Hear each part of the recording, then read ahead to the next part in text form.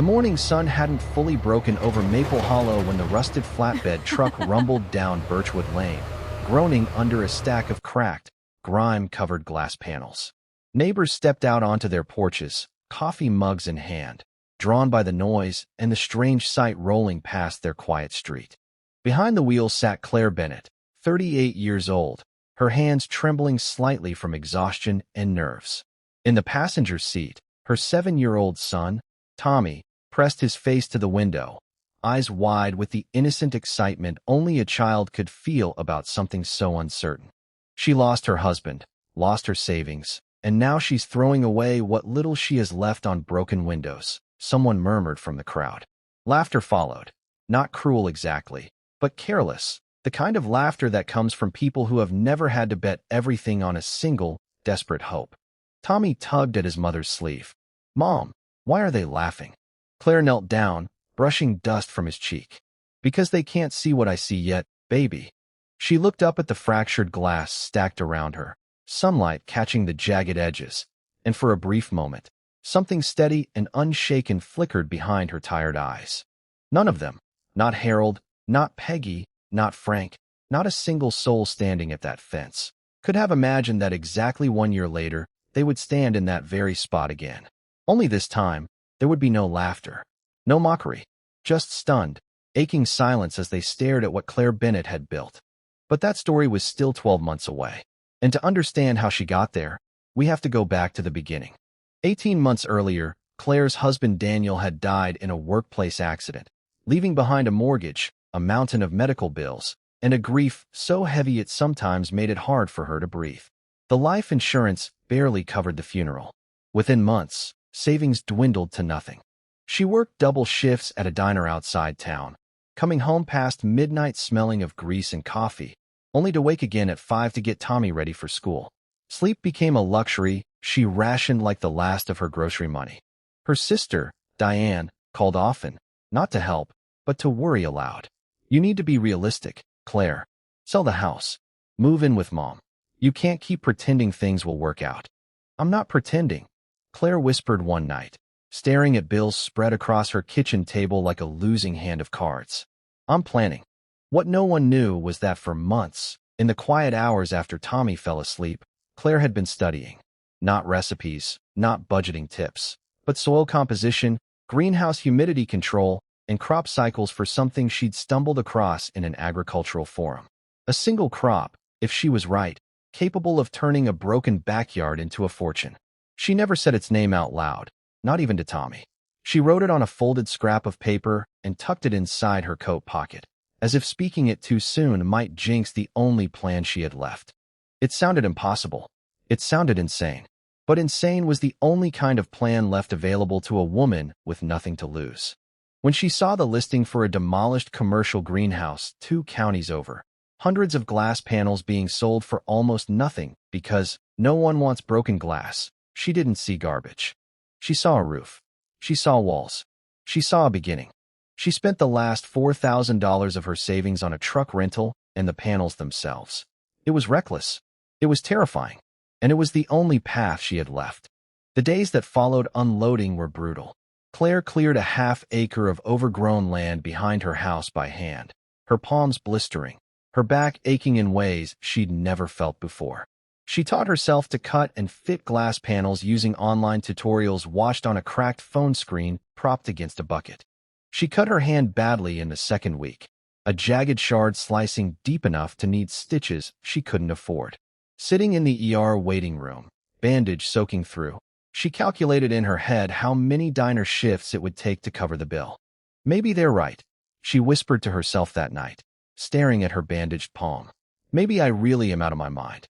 But then Tommy padded into the kitchen in his socks, climbed into her lap despite her wound, and said simply, "I helped water the dirt today, Mom. Is it working?" And something in her chest refused to let go. Not everyone mocked her. Old Mr. Alvarez, a retired farmer who lived at the edge of town, began showing up quietly on Saturday mornings. He never said much, just handed her tools, showed her how to properly grade soil drainage, and once left a bag of compost on her porch without a word. "Why are you helping me?" Claire asked him one afternoon. He shrugged, adjusting his cap. Because everybody laughing at you used to laugh at me too, 40 years ago. Difference is, nobody helped me back then. I don't aim to make that mistake twice. Slowly, panel by panel, frame by frame, the skeleton of a greenhouse began rising from the ruins of what everyone called junk. By autumn, Claire had drained every remaining dollar into irrigation systems, insulation, and heating elements to protect whatever it was she had planted, something she still hadn't told a single soul about, from the coming frost. She sold her wedding ring, the one piece of jewelry she had left, to cover a heating unit that failed twice before finally holding steady. A brutal ice storm cracked 11 panels in a single night. Claire stood outside at 2 a.m. in her coat, staring at the damage, tears freezing on her cheeks before she even realized she was crying. "I can't do this," she whispered into the darkness. "I can't." But when she turned to go back inside, she saw Tommy standing at the window, watching her, his small hand pressed against the glass. She thought of Daniel, of the promise she'd made at his grave, that their son would never grow up believing dreams were only for people who could afford them. She wiped her face, grabbed her tools, and began repairs before sunrise. Word of her struggle reached Marta Ruiz, owner of a small farm-to-table restaurant downtown. Marta had heard the rumors, the laughter at the fence line, but something about the story unsettled her, not with doubt, but with recognition. She, too, had once been mocked for opening a restaurant with borrowed equipment and a dream nobody believed in. Marta drove out one evening, uninvited, and found Claire kneeling in the dirt, exhausted, hands raw. "I don't know what you're growing in there," Marta said, "and you don't have to tell me. But if it's half as stubborn as you are, I want first pick when it's ready. Whatever it is." Claire almost laughed, the first real laugh in weeks. "You'll know before anyone else in this town. That's a promise." It was the first time in months someone had spoken to Claire not with pity, but with respect. Winter tested her in ways she never anticipated. The diner cut her hours. Bills piled higher. Diane called again, this time with an ultimatum disguised as concern. "If this doesn't work, Claire, you're going to lose the house." Then what? What happens to Tommy? Claire didn't sleep that night. She sat in the greenhouse alone, surrounded by trays of soil hiding something the world hadn't seen yet, and allowed herself, for the first time, to imagine failure completely. The shame, the debt, the mockery turning from careless to cruel. But beneath the trays, invisible to anyone walking by, thin green shoots had begun pushing upward through the darkness, fragile but alive. She pressed her palm against the cold glass panel above her, glass that once belonged to a greenhouse the world had thrown away, and whispered the same words she told Tommy every night. "We're not finished yet." Spring arrived slower than she could bear. Then, one morning in early April, she walked into the greenhouse and stopped in the doorway, breath caught in her throat. Delicate purple flowers had bloomed, hundreds of them, swaying gently under the restored glass, each one cradling something thread-like and crimson at its center. Claire pressed a hand to her mouth, tears sliding silently down her face. She didn't tell Diane. She didn't tell Harold or Peggy or Frank. She didn't even fully explain it to Tommy, only kneeling beside him and whispering, "This is our secret for a little while longer, okay? Just a little while longer." Whatever those flowers were, whatever they were about to become, Claire kept the answer locked behind the glass, patient, guarded, and closer than ever to the truth no one in Maple Hollow could yet imagine. Word spread quickly once Marta began serving a mystery dish at her restaurant, one she refused to explain beyond a knowing smile. "Locally grown," was all she'd tell curious customers. "That's all I'm allowed to say." The dish sold out within hours, night after night, and still, nobody outside that greenhouse knew exactly what they were eating. Buyers began calling anyway. Specialty grocers, a regional chef, even a wholesale distributor drove 2 hours after hearing rumors of something rare growing behind cracked, repaired glass on the edge of Maple Hollow, something nobody would name over the phone. "Just come see it yourself," Claire told each of them. "You won't believe me until you do."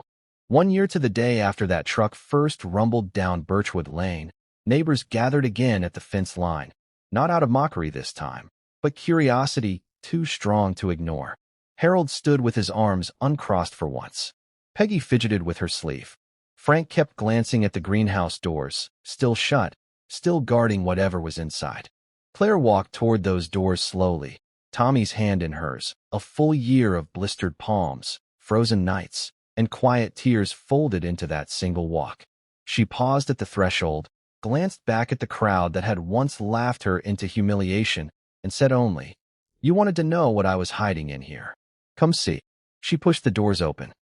Sunlight poured through the very glass panels they had once called garbage, scattering warm golden light across endless rows of delicate purple flowers, swaying gently in the filtered air. And there, cradled at the center of each bloom, glowed the thread like crimson strands that had cost Claire everything to grow: saffron. Real, American-grown, breathtakingly abundant saffron, the rarest, most valuable spice on earth, blooming by the thousands inside glass the whole town had thrown away. Harold stood frozen, mouth slightly open. Peggy pressed a hand to her chest. Frank removed his cap entirely, and for a long moment, no one at that fence line said a single word. "This is—" Peggy started, then stopped, unable to finish the sentence.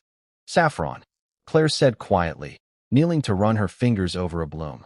"Worth more per ounce than gold. Been growing it in here since spring. Didn't tell a soul, because I needed one thing in this world that was mine before anybody else got to have an opinion about it." "We laughed at you," Frank admitted, staring at the transformed greenhouse, shame thick in his voice. "We laughed, and we were wrong." Claire didn't gloat. She simply nodded, exhaustion and pride mingling in her tired eyes. "You didn't know what I knew. Nobody did. That was the point." Within the year, Claire's small saffron operation grew into a stable business, supplying restaurants and specialty markets across 3 counties. She paid off her debts, repaired her home, and for the first time since Daniel's death, allowed herself to breathe without fear gripping her chest. She hired 2 part-time workers, including, quietly and without judgment, a woman going through the same hardship she once faced. Mr. Alvarez became her permanent farm advisor, finally recognized for the wisdom the town had ignored for decades. Marta's restaurant flourished alongside her. And Tommy, now a year older, no longer asked why the neighbors laughed. Instead, he proudly told his classmates that his mom grew the most expensive flower in the world, inside glass nobody else wanted. Claire often stood in that greenhouse at sunset, watching light scatter through panels once deemed worthless, and thought of every sleepless night, every doubt, every whispered insult that had tried to convince her to give up.